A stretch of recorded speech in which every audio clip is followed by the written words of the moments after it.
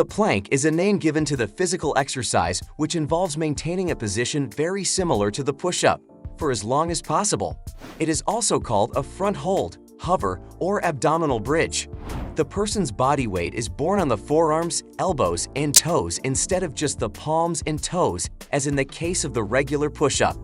Many variations of the plank exist, such as the side plank and the reverse plank. Plank is regarded by some fitness experts to be the simplest and most effective core strength exercise you can ever do. Although the plank is generally known for strengthening the abdominals, back, and shoulders, there are some not-so-common facts about the plank you may not know. In this video, we will talk about 5 things no one tells you about planks. Let's get started. 1. Planking may cause permanent nerve injury.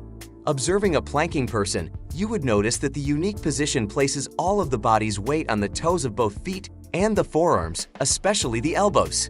Due to the nature of the position, a significant amount of weight is placed on the elbows, which can lead to a compression injury of the ulnar nerve. This is referred to as ulnar nerve entrapment or cubital tunnel syndrome. This compression injury is more likely when planking on a hard surface like concrete or wooden floors and displays symptoms such as numbness and tingling in the hand and fingers, loss of sensation in some parts of the palm, and reduction in hand grip strength. If untreated, this could cause permanent nerve damage. 2. Planking may lead to poor posture. The whole act of planking involves trying to maintain the isometric position for the maximum amount of time.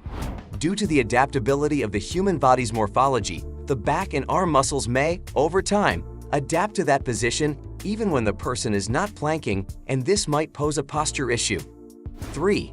Planking will most likely lead to recurrent shoulder and back pains.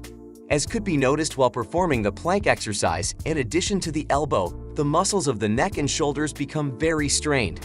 While this pain may be an inconsequential effect of strengthening in some persons, in others, the pain becomes very severe, and the affected areas become very sore for days at a time. This will reduce productivity, the ability to perform other exercises, as well as contribute to bad posture.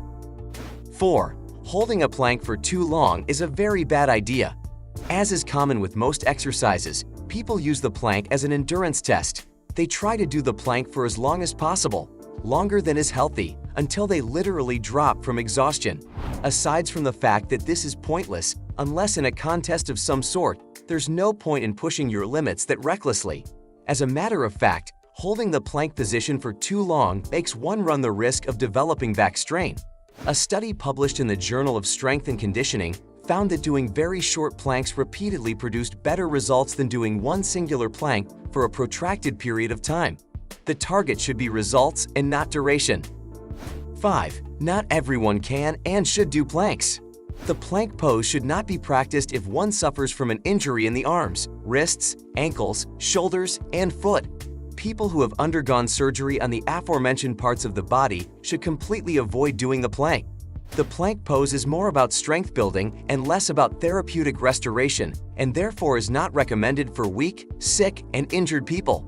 Also, people with migraine, high blood pressure, vertigo ailments, pregnant women, senior citizens, and children should steer clear from this line of exercising. The bottom line is, before you begin your routine workout tomorrow morning and jump on the plank pose, have these in mind. Each person's morphology is unique, so it is recommended that you know what works for you and what does not, to prevent complications. So, do you do the plank exercise, or are you planning to get started? Please leave a comment below.